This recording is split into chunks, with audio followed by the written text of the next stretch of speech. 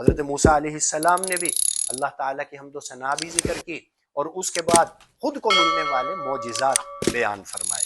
حضرت موسیٰ علیہ السلام نے فرمایا تمام تعریفیں اس اللہ کے لیے ہیں جس اللہ نے مجھے کلیم اللہ بنایا۔ کلیم اللہ کا مطلب ہے کہ میں اللہ تبارک و تعالیٰ سے باتیں کیا کرتا تھا۔ اور پھر فرمایا تمام تعریفیں اس اللہ کے لیے ہیں جس نے مجھے اپنا قریبی بنایا، اپنا برگزیدہ بنایا، اور تمام تعریفیں اس اللہ کے لیے ہیں جس نے مجھے تورات عطا فرمائی۔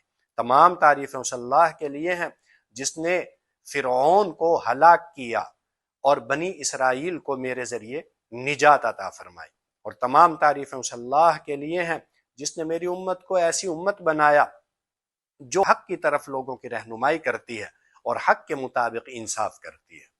یہ حضرت موسیٰ علیہ السلام نے تقریر ارشاد فرمائی اور خود کو ملنے والے معجزات بیان فرمائے۔